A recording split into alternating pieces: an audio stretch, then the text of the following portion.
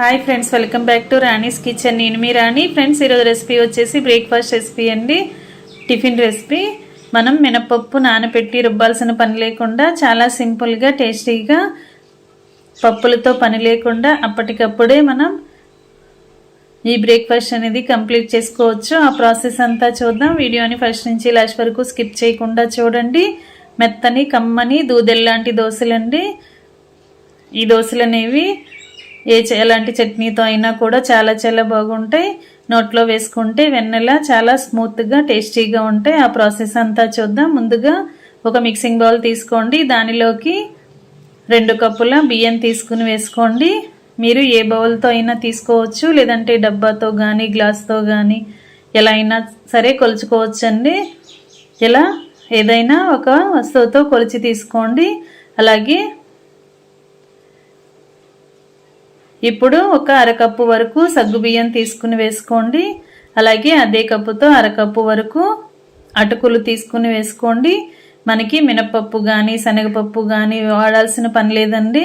ఈ దోశలకు ఈ 3 ఇంగ్రీడియంట్స్ ఉంటే సరిపోతుంది. చాలా స్మూత్గా టేస్టీగా ఉండే దోశలు అనేవి ప్రిపేర్ చేసుకోవచ్చు.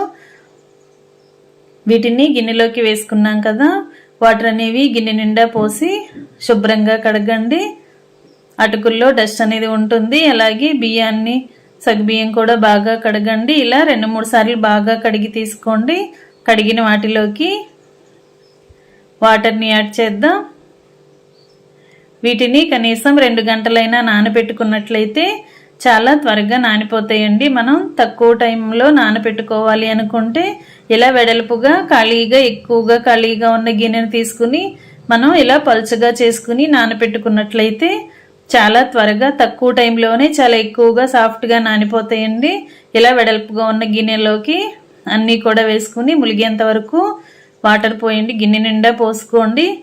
ఇలా వాటర్ ఎక్కువగా పోసి గిన్నెకు మూత పెట్టి 2 గంటల పాటు నాననివ్వండి. నానిన తర్వాత ఒకసారి చూసినట్లయితే 2 గంటల తర్వాత చూసినట్లయితే ఇవి 3 కూడా బాగా నాని ఉంటాయి. ఇలా నానిన వాటిని మిక్సీ జార్లోకి వేసుకుని గ్రైండ్ చేద్దాం. వాటర్ అనేవి తీయకుండా మనం పెట్టుకున్న వాటర్తోనే ఈ పప్పు అనేది రుబ్బుకోవచ్చండి. ఎందుకంటే మనం ముందుగానే శుభ్రంగా కడిగి తీసుకున్నాం కాబట్టి అదే వాటర్ని మిక్సీ జార్లోకి యాడ్ చేసి పప్పుని మెత్తగా గ్రైండ్ చేయండి. పిండిని మెత్తగా గ్రైండ్ చేయండి. సగ్గుబియ్యం పలుకులు కానీ బియ్యం కానీ అటుకులు కానీ మెత్తగా నలిగిపోవాలి. ఇలా సాఫ్ట్గా నలిగేంత వరకు కూడా గ్రైండ్ చేయండి.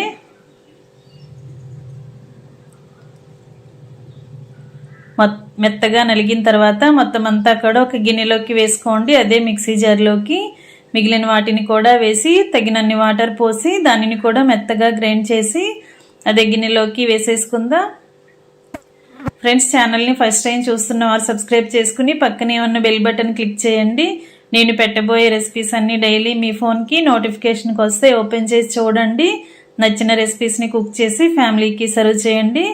ఇలా మెత్తగా రుబ్బుకున్న పిండిని మూత పెట్టుకుని ఒక అరగంట నుంచి గంట వరకు నానబెట్టుకుంటే సరిపోద్దండి. ఎక్కువగా నానాల్సిన పని లేదు. ఇన్స్టెంట్గా కూడా ఈ పిండితో దోశలు అనేవి ప్రిపేర్ చేసుకోవచ్చు. అరగంట తర్వాత పిండి అనేది బాగా నానింది.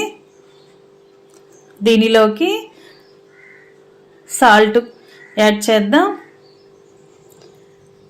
టేస్ట్కి సరిపడా సాల్ట్ వేసుకోండి. అలాగే ఒక 1/2 టీ స్పూన్ జీలకర్రని, ఒక 1/2 టీ స్పూన్ వంట సోడా యాడ్ చేసుకోండి. వంట సోడా ప్లేస్లో బేకింగ్ పౌడర్ అయినా యాడ్ చేసుకోవచ్చండి. ఇవి 3 కూడా పిండిలో కలిసేంత వరకు బాగా కలపండి. మనం ఇన్స్టెంట్గా దోశలను వేసుకోవాలి అనుకుంటే వంట సోడా వేసుకోవచ్చండి. లేదంటే నైట్ మొత్తం కూడా రుబ్బిన పిండిని నానబెట్టుకుని మార్నింగ్ కల్లా మనం బ్రేక్ఫాస్ట్ ప్రిపేర్ చేసుకోవాలి అనుకుంటే వంట సోడాతో పని లేకుండా అప్పటికప్పుడు దోశలు వేసుకోవచ్చు. స్టవ్ ఆన్ చేసి పెనం పెట్టుకుని 1 టేబుల్ స్పూన్ ఆయిల్ వేయండి. ఆయిల్ కాగిన తర్వాత రుబ్బుకున్న పిండి నుంచి 2 గరిటెల పిండిని తీసుకుని దోశలు వేద్దాం. డైలీ మినపప్పుతో ఇడ్లీ కానీ దోశలు కానీ చేసుకునే కన్నా ఒకసారి సగ్గు బియ్యంతో అటుకులతో బియ్యంతో ఇలా పిండిని గ్రైండ్ చేసుకుని దోశలు వేసి చూడండి. ఎలాంటి చట్నీతో అయినా కూడా చాలా చాలా టేస్టీగా ఉంటాయి. మనం ఈ దోశల పిండితో సెట్ దోశలాగా స్పాంజ్ దోశలాగా వేసుకోవచ్చు, లేదంటే ఇలా పల్చగా పేపర్ దోశలాగా కూడా వేసుకోవచ్చండి. మనకి ఎలా నచ్చితే అలా ఈ పిండిని వాడుకోవచ్చు. ఈ విధంగా దోశ వేసుకుని మొత్తం అంతా కూడా కాలుతున్నప్పుడు చుట్టూ కూడా 2 టేబుల్ స్పూన్లు ఆయిల్ వేసుకుని ఒకవైపున బాగా మగ్గిన తర్వాత వెనక వైపు కూడా టర్న్ చేసి 2 వైపులా కరెక్ట్గా ఉడికేంత వరకు ఫ్లేమ్ సిమ్లో పెట్టుకుని బాగా ఫ్రై చేసి ప్లేట్లోకి తీసుకోండి. ఇదే విధంగా పేపర్ దోశలాగా కాకుండా నార్మల్గా స్పాంజ్ దోశలాగా సెట్ దోశలాగా వేసుకోవాలి అనుకుంటే ఇలా 2 గరిటెల పిండిని పెనం మీద వేసుకుని ఎక్కువగా స్ప్రెడ్ చేయకుండా ఇలా కాల్చుకున్నట్లయితే దోశ అంతా కూడా చిన్న చిన్న హోల్స్ పడుతూ ఉంటాయి. పిండి అనేది కరెక్ట్గా ఉడుకుతుంది. ఈ విధంగా 2 టేబుల్ స్పూన్లు ఆయిల్ వేసుకుని ఈ విధంగా కూడా దోశలు వేసుకోవచ్చండి. మీకు ఎలా నచ్చితే అలా ఈ పిండిని యూజ్ చేసుకోవచ్చు.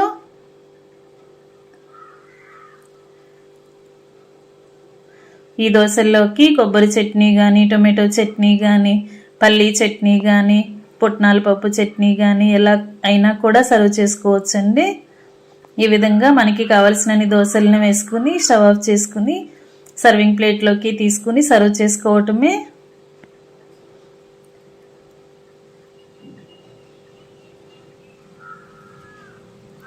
ఎప్పుడు ఒకేలాంటి టిఫిన్ కాకుండా ఈసారి ఈ విధంగా మీరు కూడా బ్రేక్ఫాస్ట్ ప్రిపేర్ చేసుకుని సర్వ్ చేసుకోండి. టేస్ట్ అనేది చాలా చాలా బాగుంటుంది. కొబ్బరి చట్నీ పల్లీ చట్నీతో సర్వ్ చేసుకుంటే దోశలు అనేవి చాలా టేస్టీగా వస్తాయండి. రెసిపీ నచ్చినట్లయితే లైక్ చేయండి, ఛానల్ని సబ్స్క్రైబ్ చేసుకుని పక్కనే ఉన్న బెల్ బటన్ క్లిక్ చేయటం మాత్రం మర్చిపోకండి. మీరు కూడా కుక్ చేసి ఫ్యామిలీకి సర్వ్ చేయండి. మరొక రెసిపీతో మళ్ళీ కలుద్దాం. Thanks for watching. నేను మీ రాణి.